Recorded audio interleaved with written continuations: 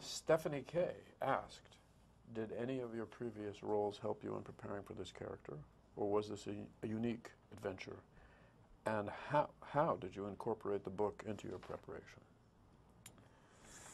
That's a heavy question. I like to think that all my parts kind of add something to the next one, I think. I don't know. You did a Spanish accent in Little Ashes. I was literally thinking Little Ashes probably the closest. Yeah, and you were doing a New York accent. That's something.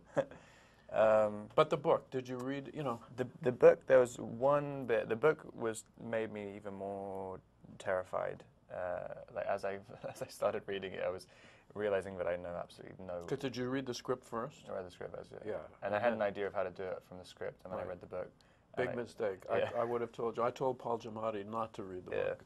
But there was one bit in the book, which was when he takes Via out in front of the NASDAQ board and makes her look at it and have like a religious experience with it. And I was like, oh, and that was a kind of key moment. And I was like, that's what it is.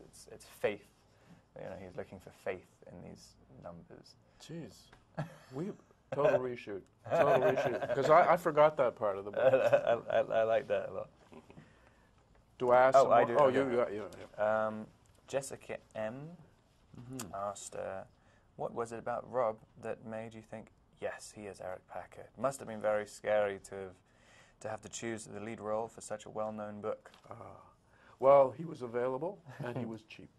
And those are two very important things when you're a director. But, well, you start with the basics. How old is the guy? Is he the right age for the character? Does he have the right screen presence for the character? And then things like, if he's not American, can he do a New York accent, convincingly, or is that going to be a nightmare and not work? And finally, does he have the charisma to hold the movie together? Because this, unlike almost any other movie you've ever seen, Rob's character is in every scene, absolutely every scene, without one exception. So that means that you've got to be interested in watching the guy. And he's not necessarily a sympathetic guy. He's not a sweetheart, So, and he's a complex, difficult guy. So, all of those things, are important. Great. And so now, Alexandra A. asked, Rob, did you feel nervous about playing a role that's practically in every scene in the movie? How perfect. Yeah, because he has to deal with a lot of self-hatred issues. You didn't have to, because we hated you for you, so that took the pressure off.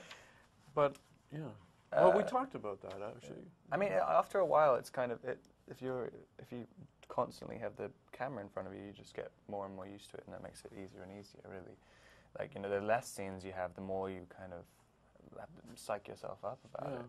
Well, remember too, you were thinking about the fact that this character plays against many other characters who come and go.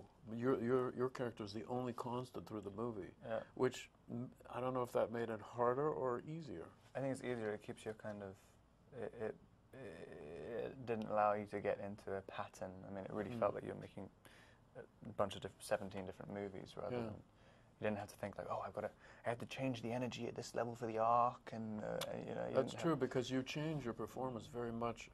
Each other actor brought in a whole new world. You think of Juliette Binoche, for example, coming in, and her energy was so different from any of the other actors. He's basically reacting and reacting and reacting up until the Paul Giamatti scene, and that's the only time he becomes kind of active, really. I mean, he's. Which is, it's strange to be the lead in something and you're not dictating the character arc, your own character arc. It's everyone else dictating. That's right. That's interesting. That's good.